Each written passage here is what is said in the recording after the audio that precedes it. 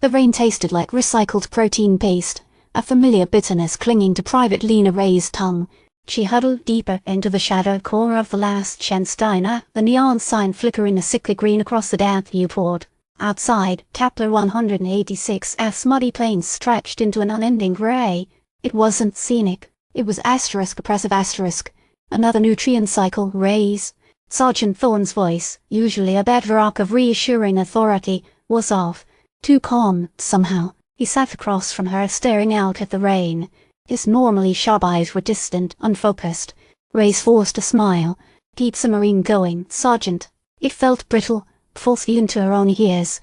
The atmosphere in the diner had been tense for hours, ever since the recon team failed to return from their patrol of Blackwood Forest. Standard procedure dictated a search, but Reyes couldn't shake the feeling that something wrong was happening. Corporal Silver, his face pale and drawn, shuffled past, carrying a tray of recycled coffee. "They're still not responding to hails," he muttered. "Something's interfering with the comms."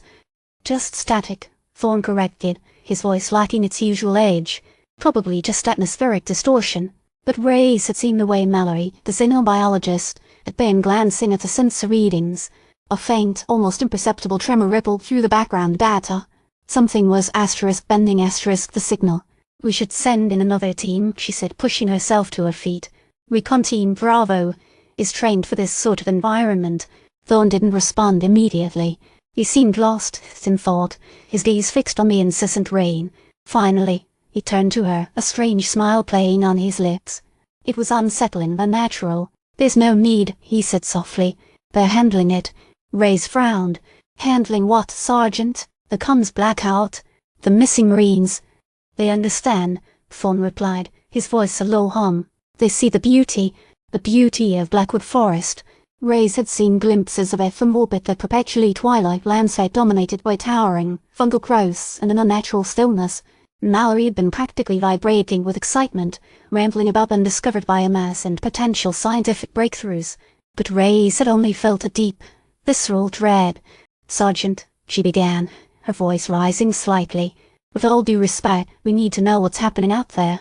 Thorne's smile widened, a slow, unsettling expansion of his features. "There's nothing to know, Private. Only to accept." Captain Westover burst into the diner, her face grim. The rain plastered her short crop hair to her forehead. "Prepare the Raven for immediate departure." "Who's pulling out?"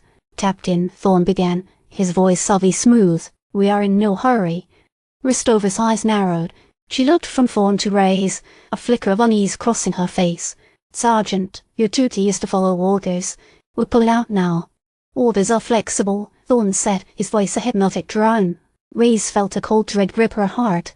This wasn't a Sergeant Thorne she knew. This wasn't right. She risked a glance at Mallory, who was staring intently at a sensor readout, a blissful expression on his face. His skin had a faint, jade luminescence. "Captain," she blurted out, "I request permission to accompany the search party." Westover's gaze softened for a moment, as if recognizing Reyes' distress.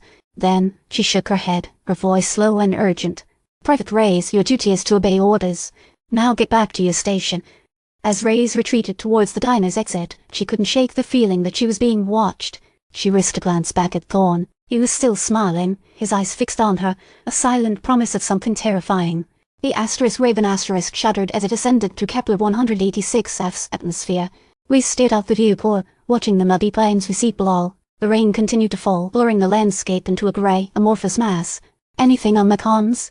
she asked Tanaka, the pilot, who was white-knuckled on the controls. Tanaka shook his head, his voice trembling. "Still nothing, Private. Just static. It's getting worse." Reyes felt a knot of despair tighten in her stomach. They were leaving the missing Marines behind, abandoning them to whatever fate awaited them in the depths of Blackwood Forest. "What do you think happened to them?" she asked. Tanaka swallowed hard. "I don't know, Private, but something isn't right down there." Suddenly, the Raven lurched violently, throwing Reyes against the viewport.